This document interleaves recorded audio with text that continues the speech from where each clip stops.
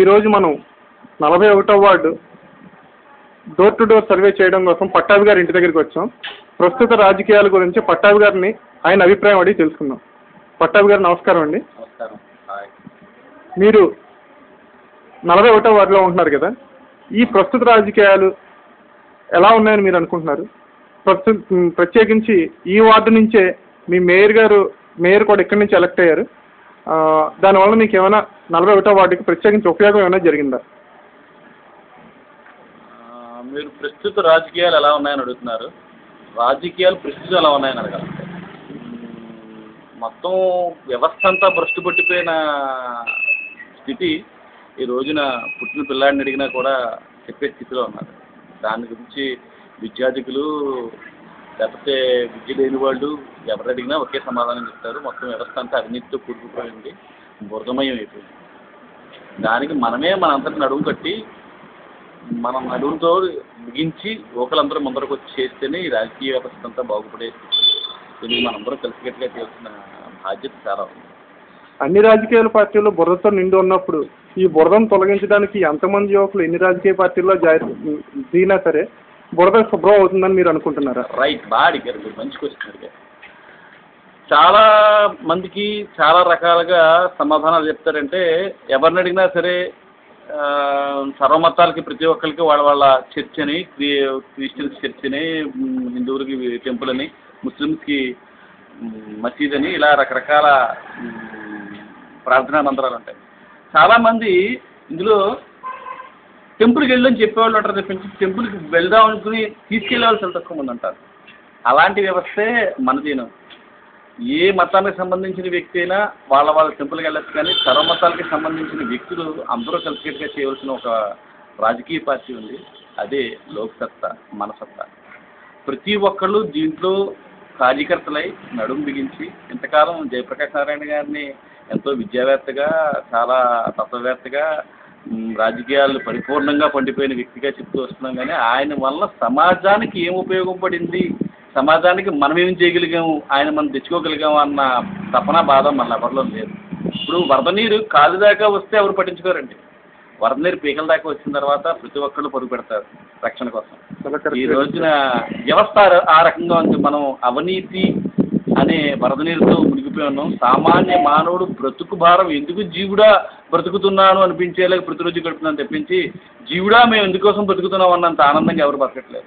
దానికి ఒకే ఒక solution Lok Satta, the great legend Jayaprakash Narayana గారు. ఆయన నాలెడ్జ్ సమాజానికి ఉపయోగపడకపోవడం ఆయన చేసిన తప్పు కాదు, ఆయన ఉపయోగపడలేకుండా మనం చేస్తున్నాం. మనం ఒక అవకాశం కల్పించి ఆయన్ని, ఆ విద్యార్థివేత్తని, ఒక గొప్ప రాజకీయ విశ్లేషకుడిని, ఒక రాజకీయ నాయకుని తెచ్చుకుంటే డెఫినెట్గా మనందరి కోసం నిస్వార్థంతో ముందుకు వచ్చి చేయగలుగుతారు. ఇంతకాలం రాజకీయాల్లో ఉన్నారైనా ఆయన యొక్క ఆస్తుపాస్తులు చూస్తే ఆయన ఏం సంపాదించారనే సంగతి తెలుస్తుంది.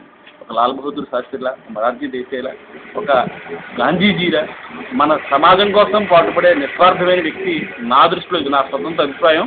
ఈ అభిప్రాయం చాలామంది మన హృదయాల్లో ఉంటుంది. అది బయటికి చెప్పడానికి ఎవరో ఒకరు ముందర రావాలి. కాబట్టి నేను వచ్చిన అభిప్రాయం వివరంగా చెప్తాను. మీరు 41 వార్డు అన్నారు. ఇది వార్డుకి సంబంధించిందో లేకపోతే ఒక ఇంటికి సంబంధించిందో కాదు. ఈ యొక్క బాధ అనేది ఎంటైర్ దేశానికి సంబంధించింది. కానీ మనం రాష్ట్రానికి సంబంధించిన వ్యక్తులం కాబట్టి మన రాష్ట్రంలో ఉన్న నాయకుడు, మహానవ నాయకుడిని మనం ఎన్నుకోవాల్సిన బాధ్యత మనకి కాబట్టి ఆయన్ని మనం ఎంతో ఆనందదాయకంగా, సార్ మీరు పుట్టినందుకు మీకు కొంచెం బాధ్యత చెప్తున్నాం, మీరు చేయండి సార్, మీరు ఎంతకాలం మిమ్మల్ని అప్పచెప్పలేకపోయినా సిగ్గుతో మనం తలంచుకుంటే ఆయనకు బాధ్యత చెప్తే ఎక్కడి నుంచైనా మనందరికీ మంచి రోజులు తీసుకొచ్చి మరి ఒక రామరాజ్యాన్ని తీసుకొచ్చి పనిచేస్తారని మనందరూ. అంటే ఇంతమంది మీ హృదయంలో ఉన్నట్టుగానే ఎంతోమంది ప్రజలు ఆయన గుడి కట్టుకుని ఉన్నారని మీరు చెప్తున్నారు. కానీ ఇంతమంది గుడి కట్టుకున్నప్పుడు కూడా ఆయన ఎందుకు నెగ్గలేకపోతున్నారు ఈ రాజకీయాల్లో? రైట్, బాగా అడిగారండి. ప్రస్తుత వ్యవస్థ ఎలా ఉందంటే మనంతా బురదలో కూరుకుపోయి ఉన్నాం. ఎవరికి వాళ్ళు ఏమనుకుంటారంటే ఈ బురదని ఎలా తొలగించలేరు, మనం బురదలోనే జీవించేద్దాం అని అనుకుంటున్నారు.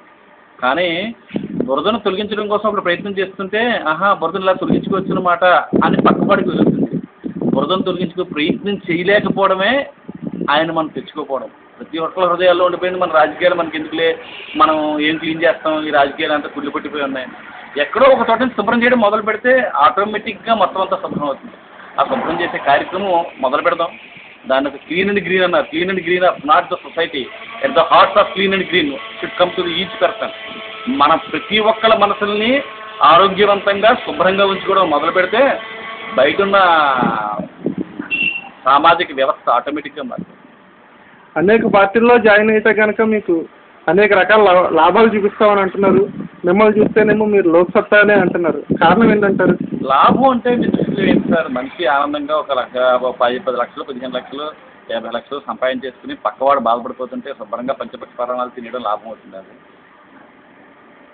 3, 4 కలిసి 3 పూట్ల కడుపు నిండా భోజనం చేస్తే లాభం అవుతుంది. మనం పంచపక్ష పరాణాలు తింటుంటే ఎదురుగుండా ఉన్న మనిషి భోజనం చేయలేకపోయినా మనకు ఆనందాయంగా ఉంటుంది. అలాంటి లాభం జయప్రకాష్ నారాయణ గారు ఎప్పుడు ఆశించారు. Very good sir. లాభం అనేది మనిషి మనుగడలో లాభం ఉండాలని తప్పించి మనిషి యొక్క ధనంలో లాభం కాదు, అతని యొక్క స్టేటస్లో లాభం కాదు. చాలా బాగా చెప్పారు సార్. ఇప్పుడు మీరు అంటే నాకు అనిపించింది ఏంటంటే మీరు లోక్సత్తాలో పూర్తిగా ఇన్వాల్వ్ అవుదామని అనుకుంటున్నట్టుగా అనిపిస్తుంది. నిజంగా మీరు ఇన్వాల్వ్ అయితే కనుక ఇది డబ్బు ఖర్చు పెట్టలేని పార్టీ, లేకపోతే ఇంకో రకంగా నెగ్గలేని పార్టీ అని అందరూ అనుకుంటున్నారు. దీనివల్ల మీకు ఉపయోగం ఏముంటుందని మీరు అనుకుంటున్నారు? రైట్, బాగా చెప్పారు. నేను ప్రతిరోజు పొద్దున్న నిద్ర లేచిన తర్వాత రాత్రి పడుకోబోయేదాకా రోజంతా లేచి గడుపుతాం. మనిషి నిద్ర లేచి పడుకునేదాకా ఏ లాభం ఉందని గడపడం దైనందిక చర్య. అలాగే లోక్సత్తా పార్టీ మనకేదో చేస్తుందని, ఎవరో వస్తారు ఏదో చేస్తారని చెప్పి ఇంతకాలం ఉన్న వ్యవస్థ ఇప్పుడు లేదు. మనంతటా మనమే చేయాలి, మనమే మన వ్యవస్థను బాగుపరచుకోవాలని జాగృత అవస్థతో బయటకు వచ్చిన స్థితి. మీరు అన్నారు ఇందాకన ఇన్వాల్వ్ అన్నారు. మీరు చెప్పిన ఇన్వాల్వ్లోనే మంచి పదం ఉంది. INVOLVE మీరు చెప్పింది, నేను చెప్పింది INVLOVE. ఇన్వాల్వ్లో లవ్ ఉందండి. మీరు ఇన్వాల్వ్ అవుతే డెఫినెట్గా ఇన్వాల్వ్ ఇంట్రెస్ట్, మీరు ఇంట్రెస్ట్ అన్నారు. Involve INVLOVE, involve INTREST interest, INTRUST interest. మన మీద మన నమ్మకంతో ఏ సెకండ్లో మనం బయటకు వెళ్ళిపోతామో తెలియదు. భగవంతుడు పుట్టించిన తర్వాత still we believe we are living, we will live for 100 years. అలాగా ఈ వ్యవస్థ బాగుపడదని మిగతా వాళ్ళు అనుకోవచ్చు. వాళ్ళు అనుకుంటున్నారు, ఆ మాటకి వినిపిస్తున్నారు. నేను ఈ వ్యవస్థ ఇతని వల్లే బాగుపడుతుంది నేను అనుకుంటున్నాను. నా నమ్మకం నాది. ఈ రోజు కాకపోయినా రేపైనా రాబోయే రోజుల్లో it is a rule for the victory. విరుగుడు కొరకై, ధర తగ్గుట హెచ్చుట కొరకై అన్నాడు. అవినీతి రాజ్యం వెళ్తున్న తర్వాత నెక్స్ట్ సుఖదుఖాలు అలా కంటిన్యూగా ఉంటాయి. నెక్స్ట్ నీతి ఉంది పక్కనే. నీతి రాజ్యం వెళ్ళడానికి చూపించడం కోసం అవినీతి రాజ్యం వెళ్తుంది. అందువల్లనే నీతి రాజ్యం రావాలంటే ఆయన ముందరికి తీసుకొచ్చే బాధ్యత మంది. ఆయన ఎప్పుడో ఆల్రెడీ ముందరే ఉన్నారు, వెనక మనం లేము. అది ప్రాబ్లం ఏంటంటే వెనక మనం లేము, ఆయన ముందరే ఉన్నారు. మన అందరికన్నా ముందరడికి వేసి నిలబడి ఉన్నాడు. ఆయన ఎంతో దూరంలో ముందర మనం అందుకోలేక వెనక ఆగిపోయి ఉన్నాం. Let us club together and go forward with him. తప్పకుండా మనకంత ఆనందదాయకమైన రోజులు వస్తాయి. ఏం చేసేస్తాడో రావద్దు. డెఫినెట్గా ఒక నమ్మిన వ్యక్తి, సిద్ధాంతాన్ని నమ్మిన వ్యక్తి, నాలెడ్జబుల్ పర్సన్ ఖాళీగా కూర్చోడు. మహాత్మా గాంధీని మీరు అహింసతో సాధించలేరు అని రాజకీయ నాయకుల్లోనే మహా వ్యక్తులు హింసే దానికి మారణం, మనం కొట్టాలంటే హింసతోటే కొట్టాలి, బ్రిటిషర్స్ మనం పీడించేస్తున్నారన్న సుభాష్ చంద్రబోస్ గారు, పెద్ద రాజకీయ నాయకులు, భగత్ సింగ్ అందరూ విప్లవాత్మక ధోరణి తీసుకొచ్చినప్పుడు కూడా ఒకే ఒక సిద్ధాంతాన్ని నమ్మిన వ్యక్తి అని అహింస ప్రేమతో మొత్తం ప్రపంచం జయించేసి. ఒక మనిషి కాముగా ఉన్నంత మాత్రం అతను పని చేయట్లేదు అనుకోవట్లేదు.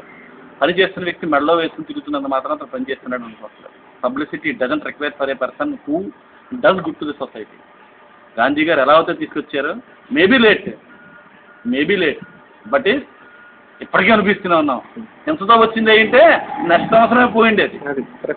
ఈరోజు అహింసతో వచ్చింది కాబట్టే ఫరెవర్ ఈరోజు ఇండియా ఎదగలిగింది. గాంధీ గారు ఊహించిన ఊహ ఈ రోజుకి సార్థకత అయ్యి ఇండియా ఎదిగిందని చెప్పుకుంటున్నాం. ఏది మన మనసులో నిజంగా చెప్తున్నాయి, బయట కూడా పొగుడుతున్నారు. మనం ఆనందంలో ఉన్నాం నిజంగానే. మన ఇండియాకి ముందర వెళ్ళడానికి ఒక రాష్ట్రాన్ని చూపిద్దాం.